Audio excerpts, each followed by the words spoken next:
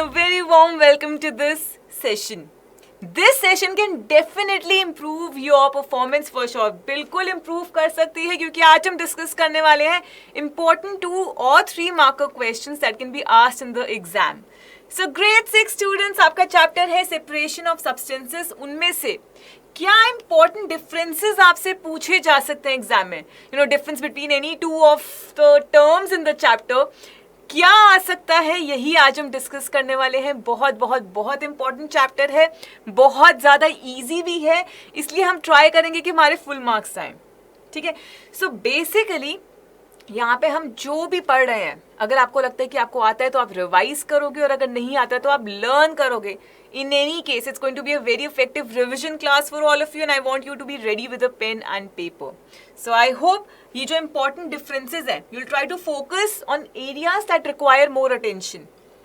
आज का आपका basic, I would say, aim ये होना चाहिए कि हमें ये chapter ज़्यादा अच्छे से समझ आए, ताकि हमें subject ज़्यादा अच्छे से in depth नॉलेज हो पाए इस सब्जेक्ट की, केमिस्ट्री सब्जेक्ट की, सेपरेशन ऑफ सब्सटेंसेस चैप्टर की, एंड स्पेशली इन डिफरेंसेस की. ठीक है. सो एक बार फटाफट से we'll quickly hit the like button, and I think you all are ready with the pen and paper. If not, फटाफट से जल्दी से जाओ, पेन पेपर के साथ तैयार हो जाओ, क्योंकि हो सकता है कुछ पॉइंट्स आपको लिखने पड़े. ठीक है. चलिए स्टार्ट करते हैं. सबसे पहला डिफरेंस जो हमारे पास है, जो एग्जाम में आ सकता है, वो है evaporation versus condensation. Completely opposite processes. In fact ये दोनों प्रोसेसेस जो हैं, they are super important for our environment. But how are they different? Well, let's figure out क्या डिफरेंस है इनमें. चलिए एक बार देखते हैं. What exactly is evaporation? Evaporation क्या है? So evaporation में क्या होता है? It converts a liquid into gaseous state. मतलब liquid to gaseous state. इस प्रोसेस को हम क्या कहते हैं? Evaporation. Condensation is just the opposite of this. तो मतलब इसमें क्या हो रहा है? We are converting gas to liquid.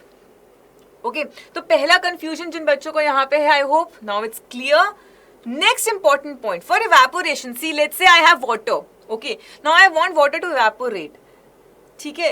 अब कुछ heat तो चाहिए होगी, तभी पानी जो है वो water vapor में convert हो पाएगा.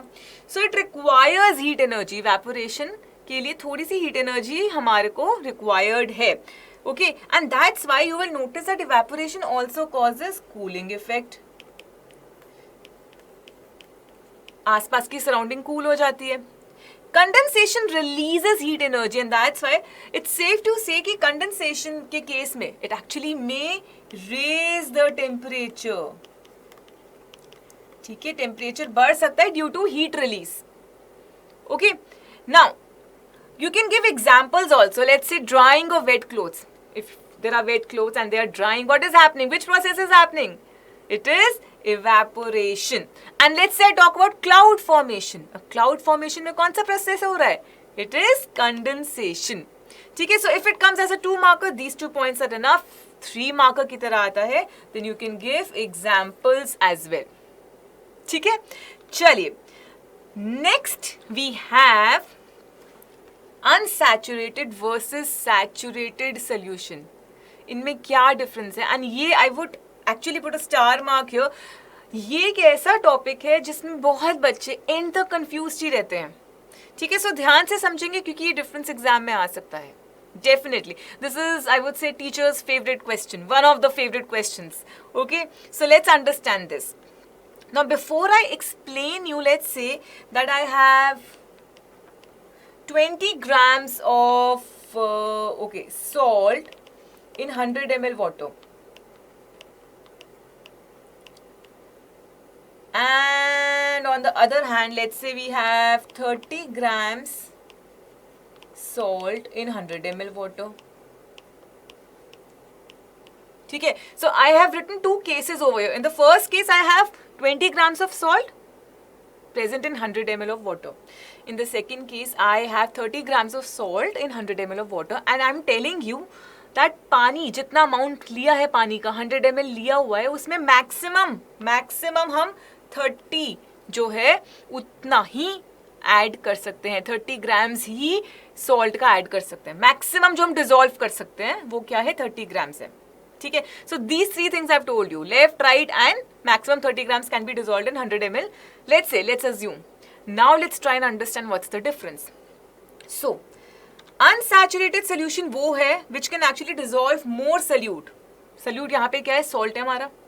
बिल्कुल सही बात है. 20 grams in 100 ml लिया है, 30 grams तक हम dissolve कर सकते हैं, तो it can dissolve more solute.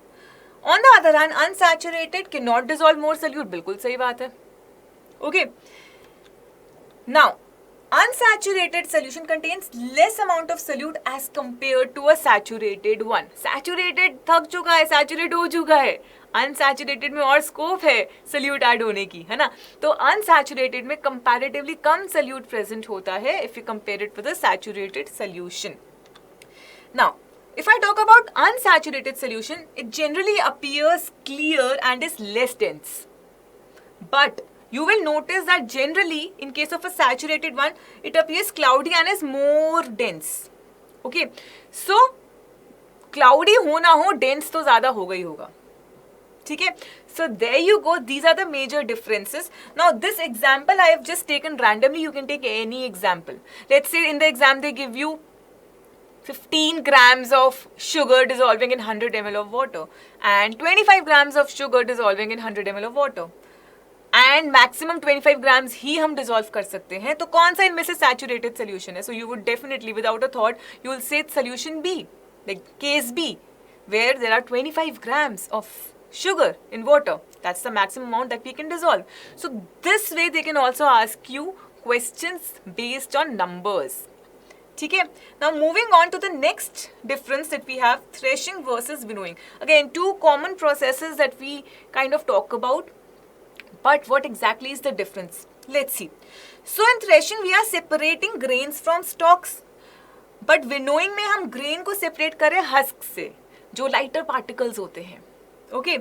Threshing में हम threshing machine या manually करते हैं उसे.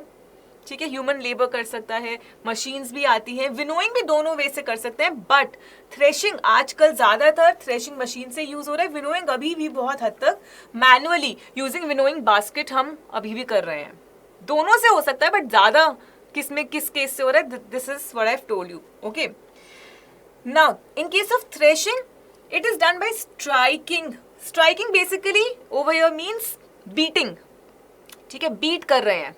So we are beating the stalks of harvested crop against any surface.